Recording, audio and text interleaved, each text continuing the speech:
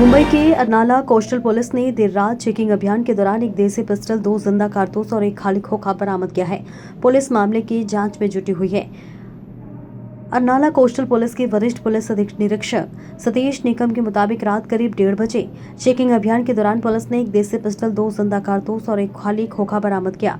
प्रारंभिक जांच में सामने आया कि भिवंडी का एक युवक अपने दोस्त के साथ पार्टी कर रहा था, जहां उसने कथित तौर पर हवा में फायरिंग की। घटना की सूचना मिलने के बाद पुलिस ने तत्काल कार्रवाई करते हुए हथियार और कारतूस बरामद कर लिए हैं। पुलिस पूरे मामले की जाँच करे और संबंधित आरोपियों के खिलाफ कानूनी कार्रवाई की जा रही है।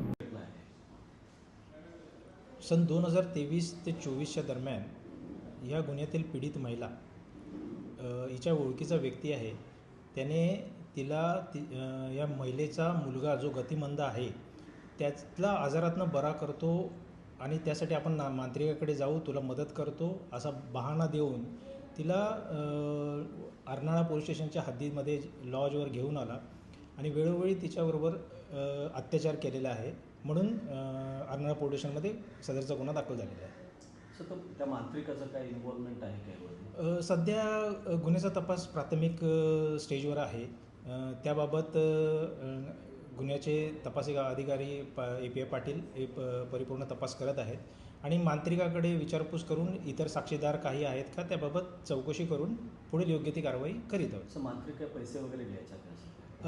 अजून सध्या तरी तसं काही आपल्याला निष्पन्न झालेलं नाही। त्याबाबत तपासामध्ये जसं पुरावे निष्पन्न होतील त्याप्रमाणे कारवाई करीत आहोत। कसं त्यांनी उपभोग घेतला, म्हणजे काय सांगून त्यांनी शारीरिक संबंध ठेवले? पीडित महिलेचा जो मुलगा आहे तो गतिमंद आहे आणि त्याला आजारातनं बरे करतो असं सांगून त्याने ते हे सदरचा गुन्हा केलेला आहे।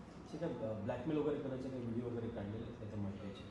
अजून तरी व्हिडिओ काढल्याचं काही त्यांनी महिलेने सांगितलेलं नाही आहे। ते तिच्या जबाबामध्ये अजून नवीन जबाब नोंदवून त्या असा काही गोष्टी असल्या त्या पुराव्यामध्ये घेऊन आणि त्याप्रमाणे पुढेची कारवाई करत आहोत।